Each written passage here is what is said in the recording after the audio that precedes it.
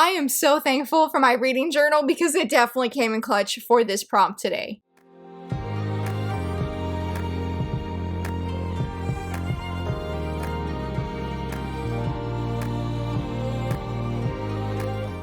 Hello friends, happy Wednesday. So very excited that you're here. It is another week of Top 5 Wednesday and I'm really looking forward to this prompt because it's more of a generalized prompt rather than like something very specific of say like a few weeks ago when I talked about characters I see myself in. Today is more broad. We don't have to do like certain things for a certain prompt if that makes sense. Before I go ahead, say today's prompt is, in case if you're not familiar with Top 5 Wednesday, in a nutshell, basically each week I answer a prompt using 5 books, but in this case I do manga to reflect the said prompt. And today's prompt is fantasy. We're just featuring our favorite manga that is in the fantasy genre. It could be, I told myself it could be isekai, though I decided not to, even though everything in me wanted to do villains are destined to die. But I feel like typically when we think of that, fantasy is not the first thing that we think of. Usually we'll think of like reverse harem, isekai, or villainous. You know, we think of those things first before we think of fantasy. So outside of one, which I guess I'll make my honorable mention, all of them are fantasy. Some have magic, some don't. I just went with whatever sort of suited my fancy and I was like, yes, this would be my top 5. Now these are in no certain order, but this is one I was like, should I include this? Because it's more of like a historical fantasy vibe, but I love this manga so very much. And that is The Eccentric Doctor of the Moonflower Kingdom. I love it. I love it. I love it. I know a lot of people love Apothecary Diaries, but I love this series so much more. I think it is just so much more exciting for me personally. Kyoyo is hilarious. Her love for muscles knows no bounds, and I especially love the latest volume. I laugh so much. This series has the perfect balance of political, and there's not really any romance right now, but I've heard it is a romantic series, but I haven't seen that. But I would also say, yes, the political side of things, but also like things involving our doctor here, medical, not suspense, because this is not a suspense. I'm trying to think of how I would finish that sentence, but it has like medical knowledge, talk, and I don't find any of that overbearing, but it also has like just a fun storyline as well. It's not always easygoing, which is what I was about to say, but I feel like there's so many different elements to this story that really just make it shine, and it is like so underrated.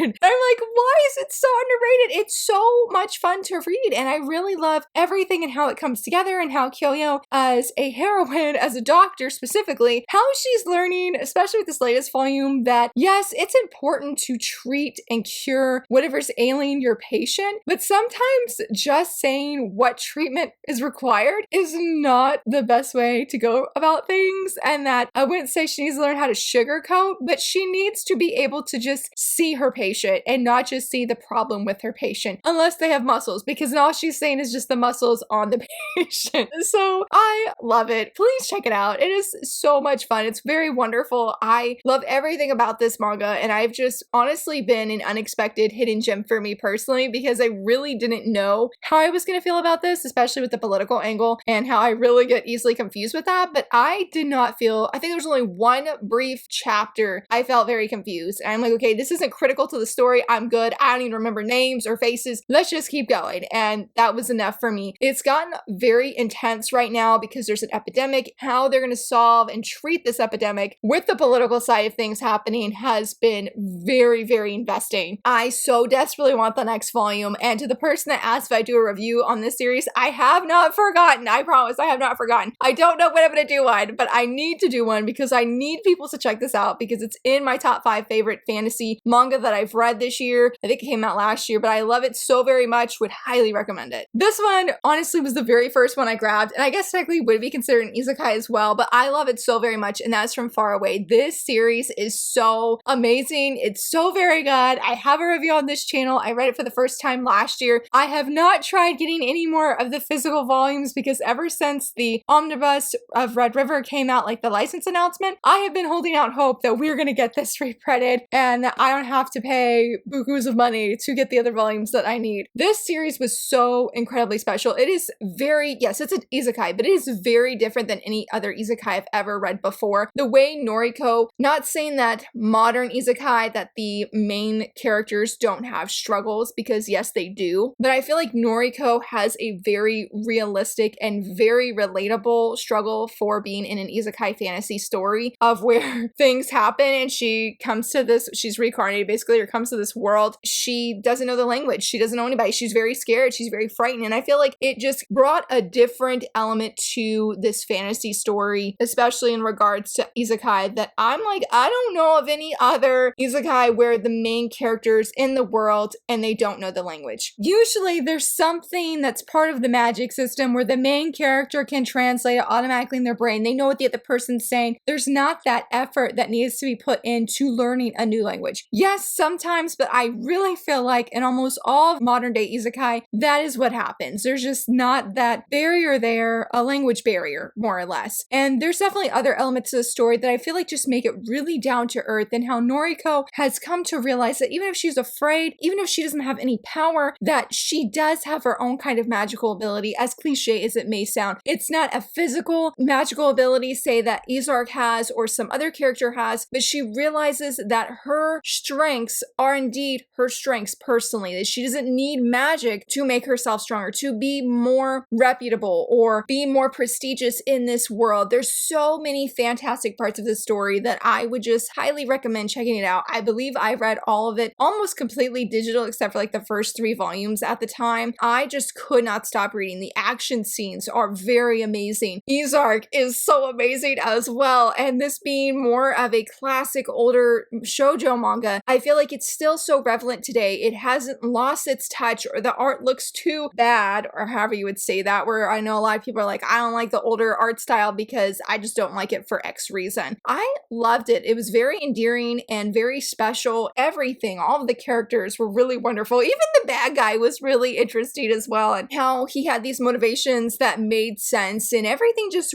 really came together to make this super powerful ending that is still to this day stuck with me. And just how, even if I can't remember certain aspects very clearly, I still remember the feelings that I felt when reading this series and how it was encouraging to me and touched my heart. So I would highly recommend checking it out. I can't remember if it's on the Viz app, but I do know that it's legally available digitally. I think most of the volumes are like $6.49. I got them a little bit cheaper because I had some, like, you know, Amazon does like that. It's not, I don't know, it's not Amazon Cash. Kindle points is what it's called. I had some Kindle points, so I was able to use that to go to other manga and get things cheaper. But I can't recommend this enough. It was amazing in every single way. And honestly, I need to come back and reread it, especially since I do have half of the series available physically now and can just read it whenever I want with even the digital volumes that I have. I'm really hoping that this will get the special treatment of a reprint, because I honestly think a lot of people would really love this series and relate a lot to Noriko and really love Izark, because both of them together are so amazing. There's times where I feel like they're gonna break my heart, but they always put it back together, and there's a lot of happiness, a lot of courage that has to take place for these characters in moving forward. It's so very, very, very good. For number 3, I know a lot of people don't like this manga because it's just so fluffy, but honestly, it's why I really love it, and that is The Fiancé Chosen by The Ring. This series is so wholesome, so fluffy. There's really not a lot of plot. Yes, you have a plot, but it is very, very fluffy, and I don't know a lot of people who enjoyed this series because of that, because it's just so very wholesome. It's so very sweet. I think of Imakoi, and that's very sweet and very wholesome, very, very fluffy, but this series tops that in my opinion, because Imakoi did have other characters that we focus on, but this is just like pure sugar, pure sweetness, and I adore it so very much. I've read it 2 or 3 times. I have been eagerly looking forward to another volume because I miss these two. I feel like there's just not really high stakes, and yeah, you do have some stakes because there are some action scenes that are very, very well done, but it's very, very romantic focus and romantic central here. That is what you're coming for. That is what you're focusing on. Yes, our main girl here does love embroidery, and yes, that is a part of the plot, but I feel like it is not the main plot. And honestly, I think that's why some people were turned away, because maybe they didn't have a problem with the romance, but they're like, I came here for the clothing, I came here for the embroidery. I feel like that's just not the central focus at all, which I'm okay with. I get enough of that I'm like, okay, we have some plot here, especially with like the later volume. I do feel like it's getting more plot focused, and that we're seeing more things outside of this world than just our main couple here being a couple and being together and getting, eventually, hopefully getting married. We see more of that because the first at least 3 volumes, that's all you're getting. That is what your ultimate focus. You're not really seeing what this story world is about, what's going on with the magic and the fantasy elements. No, you get just enough of that to know this is a fantasy manga, but later on we see that there's more stakes. We see that somebody's after somebody's life, and we see like the magic is much bigger in this world than what was implied in these first few volumes. So I'm very curious of where the series is going to go, especially since it started out so fluffy. But again, that is why I love this series. I easily was like, I want to feature this one today because that is just how much I love it, and it just makes me sad that people don't super enjoy it. I feel like it's just one of those really easygoing fantasy shoujo stories that's all about the romance. And I mean, I feel bad because I'm like, what else is there to say? I know there's other things to say because I love the characters, I love how they get together, and I love the fun humor bits and whatnot, but I'm like, I love the romance the most. And eventually I will have a manga review on this series at some point. I don't know when, but I was like, this is another series. I need people to know that like it's really good. And please go check it out, because if you need some fluffy romance, especially in the fantasy genre, this manga has your back. It's so very good. For sure, this series also had to be featured today. It's another one of my favorites, and that is Snow with the Red Hair. Oh my goodness. And if you saw my manga news on Monday, then you know Snow with the Red Hair has returned. It is off of hiatus. We're going to be getting more chapters in Lala, the magazine. I am so excited. I still haven't read volume 26 because I've been focusing on a condition called Love this week, but oh my goodness, I can't wait. I love this manga so much. I feel bad because of how much I love it. I'm like, Laura, you don't talk about it nearly enough, and I need to change that. I need to fix that. Honestly, I need to come back and reread it, because every time I have just randomly pulled off a volume, it's very similar to Kimi Todoke, where I just get super sucked back up into the story, and the characters just make me so very happy. And I'm just thrilled that we're getting more volumes again, because this story is so amazing. Similar to Fiance Chosen by the Ring, I wouldn't say it's super fluffy like that. I would not say that, but it's a much more chill manga. A lot of people have compared this to like Ghibli vibes. If you like Ghibli, that you'll probably like this. But I feel like the stakes are different in this. They're not like stakes that are very action focused. Now, later on in the series, yes, for sure. I feel like that changes. We definitely get some like stakes, some action. I'm like, whoa, this is a lot. And I was not expecting that, just because Shirayuki and Zen and the characters, you just see them being together, hanging out together, and seeing them move forward in their dreams and their goals, and how they are just giving their all to support one another. It's so amazing. The friendships are absolutely everything in this series. I adore it so very much. I love Shirayuki. She is so inspiring to me. I definitely have thought about getting fan art of her maybe next year, you know, because I've noticed personally that almost every year I get new fan art for my channel and just all of my social media, like for my new image or like profile picture. And I'm like, Shirayuki, I'm like, we gotta have a turn, girl, because she is definitely in my top 5 favorite female heroines. I admire her in so many ways, and I feel like it's so easy to read this and feel very inspired to chase your own dreams and give your all and not compromise when you see that there's an easier route or road or path that you could take to reach those dreams. Like, don't compromise. Shirayuki could have easily in like volume 1, volume 2 decide, you know what? Yes, I want to be a herbalist, but I think I'm going to sacrifice this dream and just go stand by Zen's side, because that's one of her dreams as well. No, she's like, I'm still going to be a herbalist, but I'm going to be a herbalist that stands by Zen's side. That is her story. That is what you're here seeing. It makes it even more wonderful when you're reading, when you get to see Zen's dream and you get to see some of the other characters and Obi and all of his funness. It is very, very wonderful. There's a pin maker that later this year, she said that she's going to be dropping some pins of all of the characters, and I'm just like, I'm here for it. I'm here for it, because I don't have nearly enough merch of Shirayuki and the gang, and I just love them so much. I would love the chance to have more merch of them, just to have them represented in my collection, because of how much these characters mean to me and how much they've inspired me and how wonderful this story is. It is fantastic, and I am absolutely thrilled that we are going to be getting more chapters and seeing what this gang is up to, because it's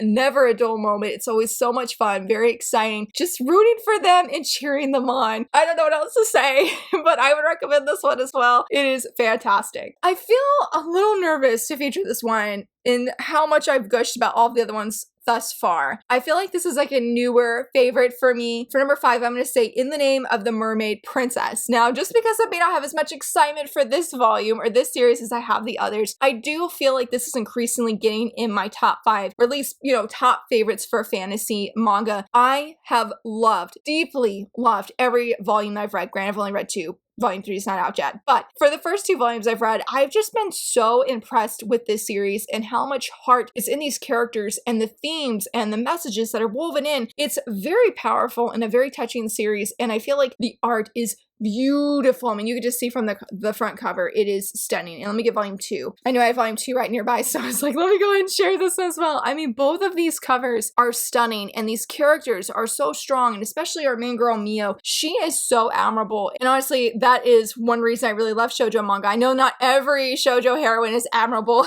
Tori, no longer heroine, is not, but I really love shoujo heroine like Mio, Shirayuki, who inspire you to chase your dreams, or who inspire you to fight and stand up against, you know, injustice and be strong. And even when you're personally feeling very scared inside, or you're wondering, am I doing the right thing? But yet you're still moving forward in courage, and just being so inspiring, not only to like the people around you, but to me as a reader. Hopefully other readers feel really similarly. But this is a series, at least for the first 2 volumes, it has very much been like that. And I have been very amazed by the storytelling and how Mio is slowly changing and growing, and she's really thinking about her dreams of, can the human and the unhuman, as they call it, and they're like mermaids, if they have beast-like features or some other kind of non-human thing to their body. That could be fur, that could be ears, that could be tails and whatnot. Can they live together in peace? Can they live together in harmony? And she's constantly having this idea challenged very much in this first volume, and just when she thinks it could be a reality, someone that's very similar to her comes and says, no, it cannot ever happen. You need to stay away from humans forever. And so I have loved in these first 2 volumes of how her dream is being questioned, and how she has to really think, is this dream worth it? Is it worth pursuing? And yes, Mio, I'm gonna answer for you, girl. Yes, it is.